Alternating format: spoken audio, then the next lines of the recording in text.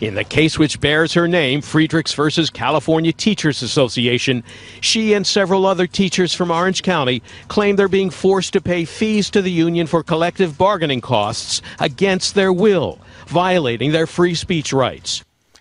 Depending on which side of the coin you hail from, unions are either one of the more necessary or one of the more useless facets of the American workforce.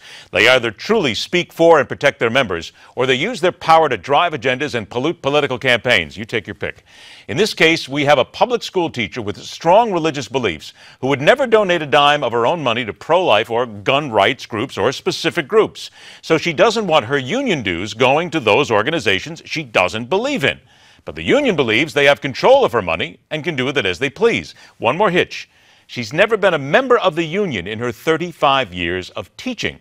So let's crack the books and get into it. Linda Misja is the school teacher who has taken her case into the courts. And we're also joined by Terry Pell, president of the Center for Individual Rights, a group representing 10 California teachers and the Christian Educators Association in a similar battle. I want to thank you both for being with us. And Linda, I'm going to begin with you because the thing that most people will see is you're paying union dues. You are not a member of the union, yet the union says we negotiate for all the teachers, so you must give us some money.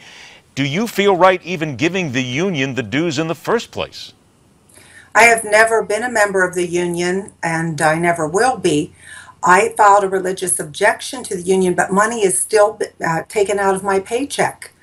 And instead of going to the dues, my money is supposed to go to a charity, but the problem is the union is trying to control where my charitable donation goes.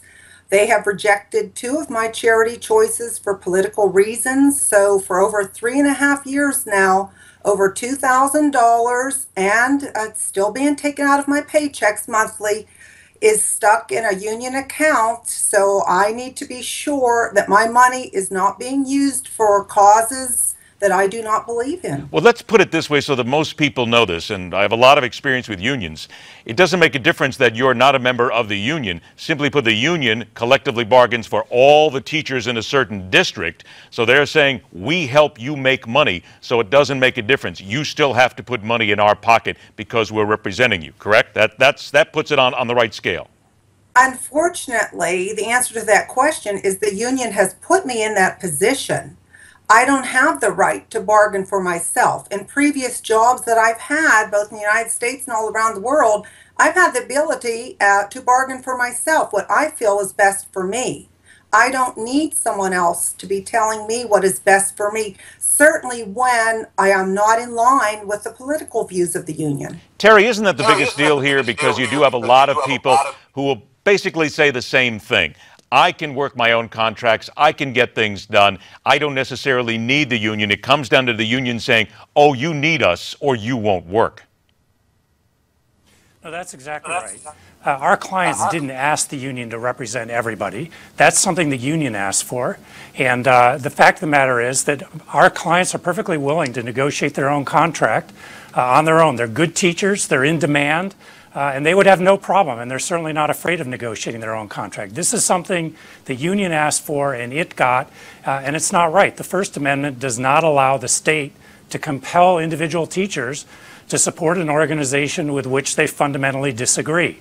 And so that's why we're filing suit, or why we have filed suit to stop this. Let's get into that fundamentally disagree issue here, because Linda's very proud to say, as many others would, that she is a devout Catholic. She believes in certain things, and I would imagine that certainly you have people as well on your side who believe in certain things religiously. Has anything like this ever been tried before with the religious objection to trying to make sure that you force a union to go to the right charities or at least let you use your own money somewhere?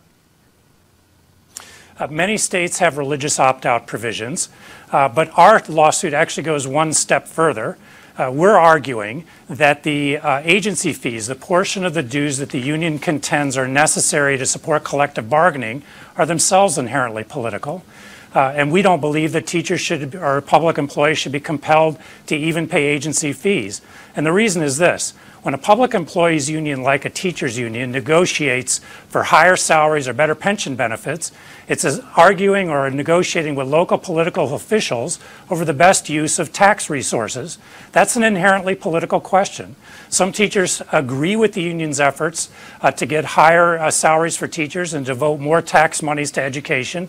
But other teachers, especially in California, where local school districts are being driven bankrupt by pension benefits that it's forced to pay under union contracts, teachers in those places don't agree with the union's efforts to secure higher salaries and better pension benefits. Look, some people think higher salaries are a good thing, other people don't. The fact is, each person ought to have a choice to be able to decide for themselves whether to support the union's efforts. Okay, let me stop you there for just a moment, because I'm almost out of time, and I want to make sure I get this in here. I have to interrupt you 1 sec. I only have 1 minute left here, and Linda, I want to get to you real quickly. There's $2,000 of your money sitting there. What's been done to at least try to figure out where that money can go? The two of you haven't been able to come to a decision, correct? No, I've asked for two vastly different charities for my money to go to. Both of them were denied, and I'm telling you, for political reasons. What were the charities? Excuse me? What were the charities? Well, the first charity was a teen pregnancy resource center that would help young girls that I have a connection to. I volunteered to work with that local charity.